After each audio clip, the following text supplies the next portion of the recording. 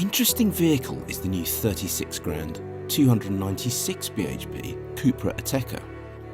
For a first-time effort from a supposed first-time car brand, it appears surprisingly well conceived and extremely well priced.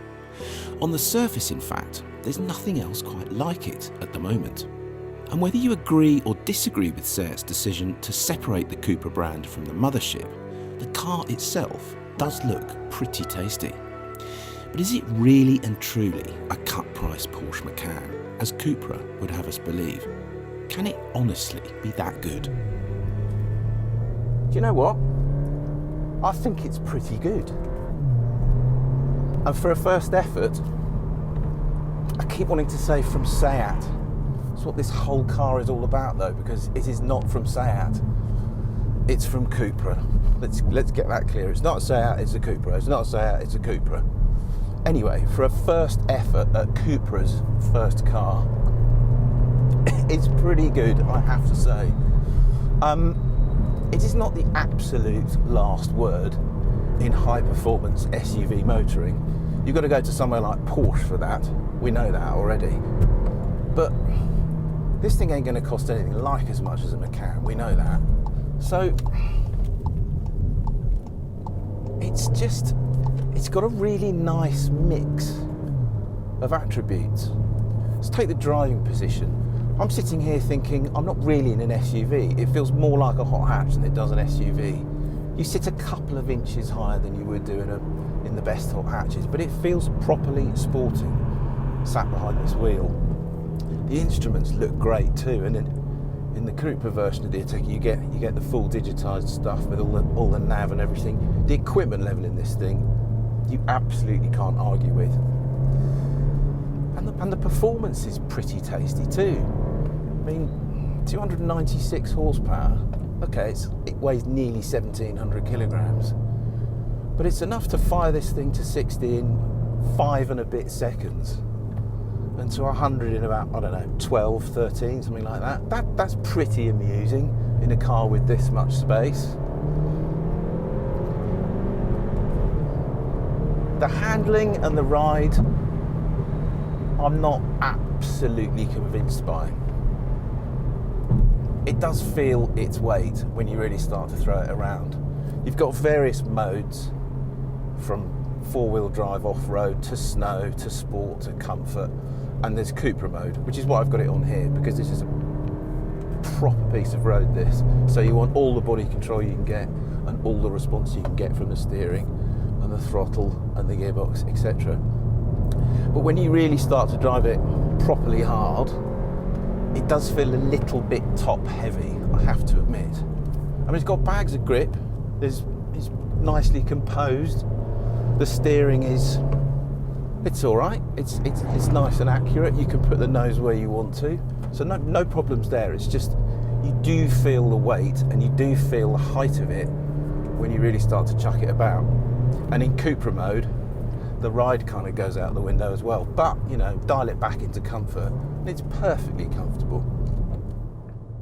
Powered by the same 2-litre turbo engine from the hottest Leon, but featuring 4-wheel drive and the same practical body shell as the regular Ateca, the Cupra Ateca does appear to be all things to all men and women, especially as you get a lot more kit inside than you do in the regular model, with a digitised dashboard including touchscreen navigation and fully switchable instruments.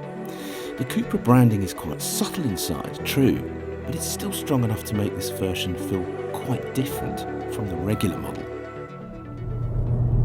The gearbox in the Cupra Ateca is a 7-speed DSG, and it works a treat.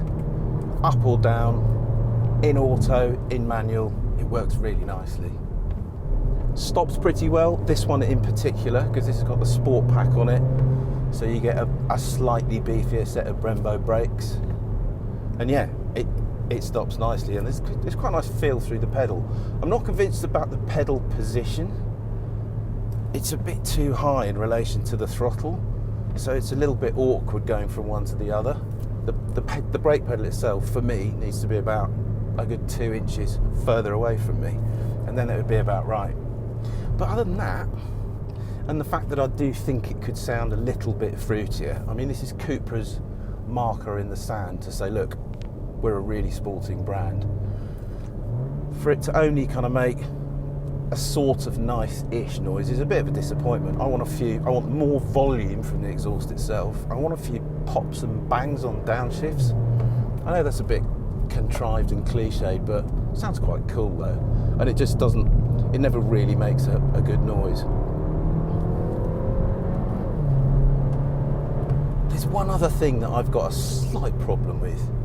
For their first effort, as I say, for their first, this is us. This is what we do. We make really sporting cars. It's a bit odd that the first one is an SUV, but that's fine.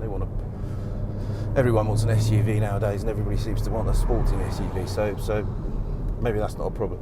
I just wish they'd gone a little bit further. I wish this was a little bit more committed. I wish it had 350 horsepower and made a crazy noise in its craziest setting. But other than that, as I said at the beginning, it is pretty good. The other thing is, it's practical. I mean, it's nicely built, but it's also got a decent amount of room in the back seats. Almost as much room as the two-wheel drive version in the boot. Because you've got the four-wheel drive gubbins in there and a slightly more tricked diff, you've lost a tiny bit of boot space, but it's still a whacking great big boot.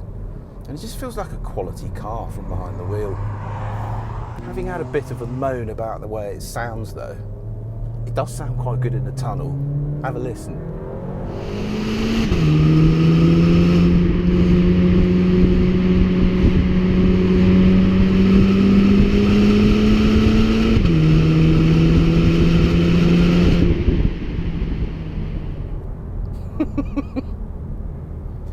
Yeah, but then any car sounds good in a tunnel, doesn't it?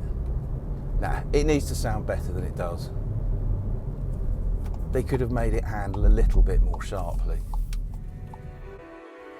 At this money, and with this much spec, space and driver appeal, the Cupra Ateca is kind of out there on its own at the moment. And that's exactly where Cupra wants it to be until rivals such as the VW T-Roc R and Audi's rumoured new SQ2 appear. For the time being then, that makes it unique. So maybe the creatives behind this new Cupra brand are actually onto something here. And certainly the car itself deserves to do very well, no matter what or whose badge it wears.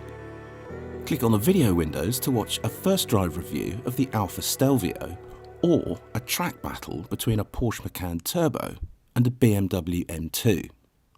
Click on the play icon to watch our latest video, or on our logo to subscribe.